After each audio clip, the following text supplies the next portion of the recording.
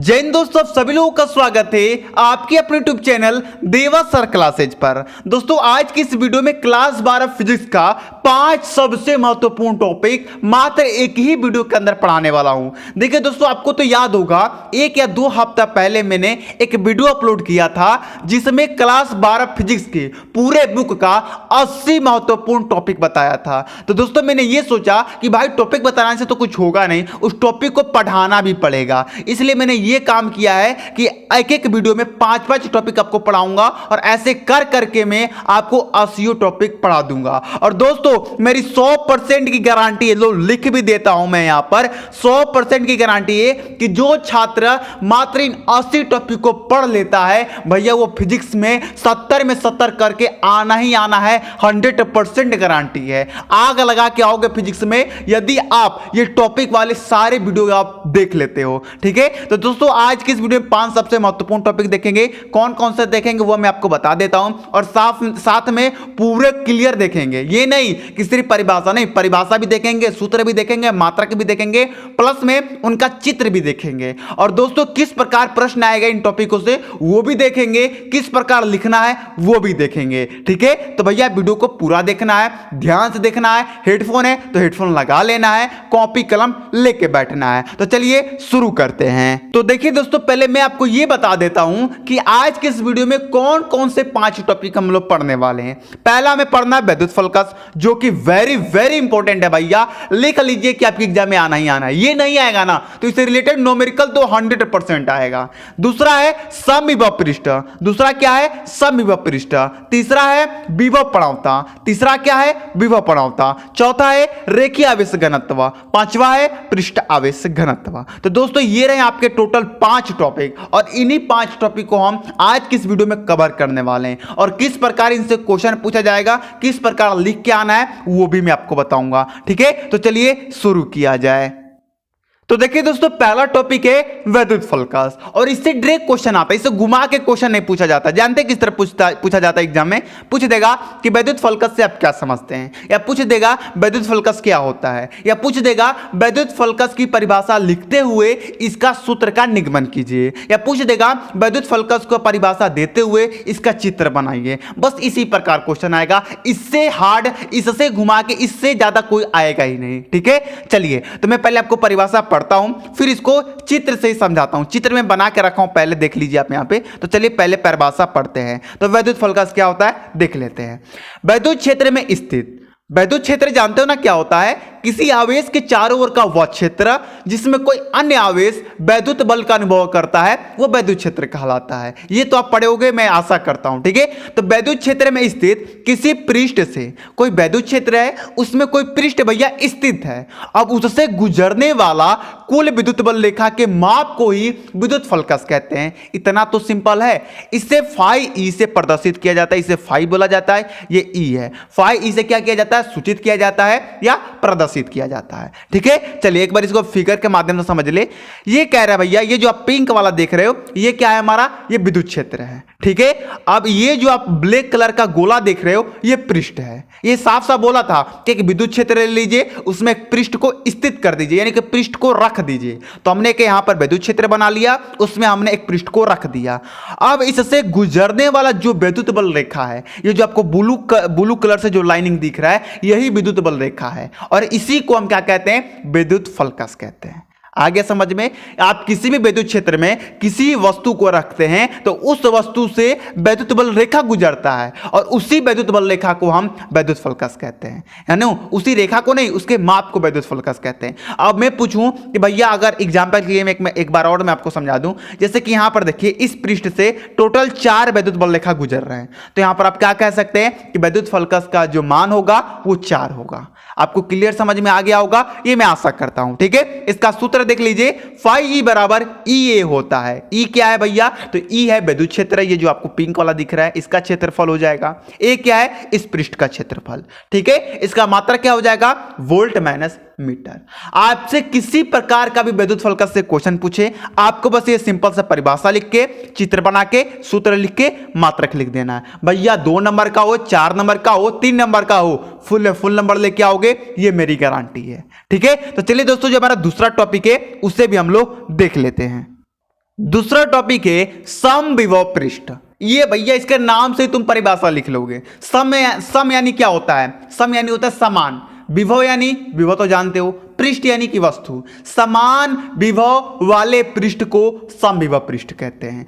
समान विभव वाले पृष्ठ को समविभव पृष्ठ कहते हैं। क्लियर है? लेकिन ऐसा लिखोगे ना तो अगर 3 नंबर में आ गया तो ऐसे लिखोगे तो नंबर कट जाएगा, इसलिए मैं सिंपल सा लिखा हूं, इसे तैयार कर लीजिए। चलिए मैं पढ़ता हूं। किसी वैद्युत क्षेत्र में खींचा गया वह पृष्ठ जिसके सभी बिंदुओं पर वैद्युत विभव एक समान होता है वह समविभव पृष्ठ कहलाता है। आ गया समझ में? नहीं आया क्या यार? इतना भी नहीं आया तो चलिए मैं एक बार और समझा देता हूं। ये कह रहा है कि कोई वैद्युत क्षेत्र है, उसमें कोई हमने एक पृष्ठ खींच दिया। अब इस पृष्ठ के सभी बिंदुओं पर जो विद्युत विभव होगा वो समान होगा, तभी इस पृष्ठ को हम समविभव पृष्ठ कहेंगे। तो ये हमारा क्या है? एक पृष्ठ है, इसके एक बिंदु का विभव कितना है? 18 × 9 × 10⁹ तो सारे बिंदु पर ही इतना ही विभव होगा, एक समान होगा, इसे ही हम समविभव पृष्ठ कहते हैं। क्लियर है? विद्युत क्षेत्र में खींचा गया वह पृष्ठ जिसके सभी बिंदुओं पर वैद्युत विभव समान होता है या एक समान होता है उसे समविभव पृष्ठ कहते हैं। या एक और मैं आपको परिभाषा पहले बताया कि समान विभव वाले पृष्ठ को हम समविभव पृष्ठ कहते हैं। ये आप 2 या 1 नंबर में पूछे तब लिखना, और 3 या 4 नंबर में पूछे तो ये लिख के और ये फिगर बना देना, आपका काम बन जाएगा। ठीक है? चलिए हमारा तीसरा टॉपिक है भैया विभव प्रणवता, और यह भी काफी इंपॉर्टेंट है और काफी आसान है। मैंने 5 टॉपिकों को इस प्रकार लिखा है ना कि आपके दिमाग में डायरेक्ट जाएगा, ना इधर जाएगा, ना उधर जाएगा, ना ऊपर जाएगा, ना नीचे जाएगा, डायरेक्ट आपके माथे में जाएगा। ठीक है? चलिए तो पहले परिभाषा पढ़ लेते हैं। वैद्युत क्षेत्र में दूरी के साथ साथ, दूरी परिवर्तन के साथ साथ विभव में परिवर्तन की दर को विभव प्रणवता कहते हैं। कोई वैद्युत क्षेत्र है, अब उस वैद्युत क्षेत्र में दूरी जो है उसमें परिवर्तन हो रहा है, तो उसके साथ साथ क्या हो रहा है ना कि उसका विभव है उसमें भी परिवर्तन हो रहा है, तो भैया इसी के दर को, इसी के अनुपात को विभव प्रणवता कहते हैं। ठीक है? तो विभव प्रणवता बराबर क्या होता है? विभव में परिवर्तन बटे दूरी में परिवर्तन। इसका मात्रक क्या हो जाएगा? वोल्ट प्रति मीटर या न्यूटन प्रति कूलम। अब आपसे कैसे क्वेश्चन आएगा इसे मैं बता दूं। बोलेगा विभव प्रणवता क्या होता है, विभव प्रणवता का परिभाषा देते हुए इसका सूत्र का निगमन कीजिए, या बोलेगा विभव प्रणवता का मात्रक लिखिए और इसका सूत्र का निगमन कीजिए। तो आपको ये तीनों याद कर लेना है। ठीक है? विभव प्रणवता से रिलेटेड कोई भी क्वेश्चन पूछे किस प्रकार भी है, विभव प्रणवता का नाम दिखे तो आपको ये सूत्र लिख देना है, ये परिभाषा लिख देना है और यहां पर मात्रक लिख देना है। और यदि आपको ये परिभाषा हार्ड लग रहा है तो मैं एक और परिभाषा आपको बता देता हूं। लिखना क्या है कि विभव में परिवर्तन बटे दूरी में परिवर्तन को विभव प्रणवता कहते हैं। ठीक है? या लिख सकते हैं विभव में परिवर्तन बटे विभव में परिवर्तन तथा दूरी में परिवर्तन के दर को विभव प्रणवता कहते हैं। लेकिन यह भी काफी आसान है, इसे ही याद कीजिएगा मैं जहां तक आपसे कहूं। ठीक है? चलिए जो हमारा चौथा टॉपिक है उसे भी हम लोग देख लेते हैं। चौथा टॉपिक है रेखीय आवेश घनत्व, और ये भी पहला चैप्टर का टॉपिक है भैया, बहुत इंपॉर्टेंट है। ये आए या ना आए, रिलेटेड न्यूमेरिकल आएगा, न्यूमेरिकल आए या ना आए ये जरूर आएगा। ठीक है? तो सबको तैयार करके चलना है भैया। हमें ऐसा नहीं तैयारी करना है कि ये तैयारी करेंगे ये नहीं करेंगे, ऐसा बिल्कुल तैयारी नहीं करना है। हम भैया इससे भी तैयार करेंगे, इससे भी तैयार करेंगे, जो भी आएगा उससे भी फोड़ेंगे, पेपर के सारे क्वेश्चनों को भी फोड़ेंगे। ठीक है भैया? इस तरह पढ़ो ना, जब आप फिजिक्स के पेपर के सामने बैठो तो फिजिक्स का पेपर में से मुंह निकल के ऐसे बोले, अरे भैया तुम हमारे सामने बैठे हो, तुम तो हमें धो दोगे। इस तरह आपको पढ़ना है। ठीक है? और कॉपी में जो लिखो ना भाई, इतना सुंदर में लिखो, इतना सुंदर राइटिंग में लिखो, जिस तरह शादी ब्याह में पंडाल सजता है ना उसी प्रकार सुंदर से लिखो। बस ब्लू और ब्लैक का यूज करना और उसी से सुंदर डिजाइन करके लिखना। भैया जो चेक करने वाला टीचर होगा ना, अगर उसका दिल गदगद हो गया तो आपका रिजल्ट गदगद हो जाएगा। ठीक है? देखो मैं हर वीडियो में कुछ नया नया चीज आपको बताता हूं, तो उससे आप लोग ध्यान से सुने। अब कई बच्चे होते हैं जो स्किप कर करके वीडियो देखते हैं। भैया तुम क्वेश्चन तो देख लोगे, लेकिन क्वेश्चन के अंदर जो हम अलग से जो बातें समझा रहे हैं वो आप कहां से देख पाओगे, वो तो मिस कर गए आप। तो यही बड़ी गलती होती है आप लोगों की। ठीक है? तो ये गलती आप मत करना, यही मैं कहूंगा। यार आप लोग मतलब 20 शॉर्ट वीडियो देख लेते हो और एक एजुकेशन वीडियो देखने में ये हालत है। ठीक है? तो भैया हालत अपनी सुधारो। चलिए रेखीय आवेश घनत्व को समझते हैं। किसी पदार्थ की प्रति एकांक लंबाई पर उपस्थित आवेश की मात्रा को रेखीय आवेश घनत्व कहते हैं। इसे लैम्ब्डा से सूचित किया जाता है। अब आप कहोगे सर मंत्र पढ़ने लगे क्या? मैं समझाता हूं। ठीक है? ये क्या कह रहा है, किसी पदार्थ की किसी पदार्थ, कोई पदार्थ लीजिए लंबा, जैसे कोई छड़ ले लीजिए। ठीक है? वो छड़ के प्रति एकांक लंबाई पर उसके पूरे नीचे से लेकर ऊपर तक उपस्थित जो आवेश है, जो उस पर आवेश उपस्थित होगा, उसी की मात्रा को हम रेखीय आवेश घनत्व कहते हैं। ठीक है, इसे क्या चीज से प्रदर्शित किया जाता है? ये लेमडा से सूचित किया जाता है। एक बार और समझा दूं क्या? देखिए मान लीजिए ये क्या, एक आपका छड़ है। क्या है ये? आपका छड़ है। इस पर मान लीजिए कि 5 आपके आवेश हैं, तो रेखीय आवेश घनत्व का मान कितना हो गया? 5 हो गया। ठीक है, चलिए इसका सूत्र क्या होता है? लेमडा बराबर Q बटे एल। Q क्या है? आवेश। एल क्या है? प्रति एकांक लंबाई है। इसका मात्रा क्या हो जाएगा? कूलम्ब प्रति मीटर। तो इस प्रकार आपको अपने एग्जाम में लिख के आना है। अब आपको न्यूमेरिकल का टेंशन नहीं लेना, वो न्यूमेरिकल मैं कराऊंगा, अलग वीडियो में कराऊंगा। और मैं सोच रहा हूं कि फिजिक्स का पूरा जितना भी आपका सूत्र है वो मैं एक वीडियो में दे दूं। तो आप कमेंट करेंगे तो जरूर देंगे, अगर नहीं करोगे भैया तो हम मजबूर हैं। ठीक है, चलिए 5 नंबर है पृष्ठ आवेश घनत्व। ये इसका क्या है? ये वो बहन थी, ये भाई है। ठीक है, रेखीय आवेश घनत्व क्या था? बहन थी। और ये पृष्ठ आवेश घनत्व क्या है? ये उसका भाई है। तो भैया जहां भाई वहां बहन, जहां बहन वहां भाई। ठीक है, तो इसे भी आपको तैयार करना है। हम भैया भाई को भी तैयार करेंगे, बहन को भी तैयार करेंगे। बस पृष्ठ आवेश घनत्व सेम वही चीज है, बस थोड़ा सा बदला है। देखिए क्या है?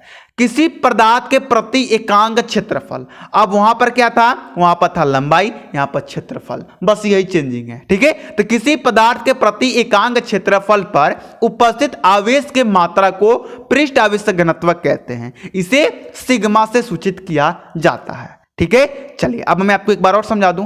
जैसे मान लीजिए कि ये क्या है, हम लंबाई में नहीं लेंगे, हम मोटे में लेंगे। ये हमारा कोई पदार्थ है।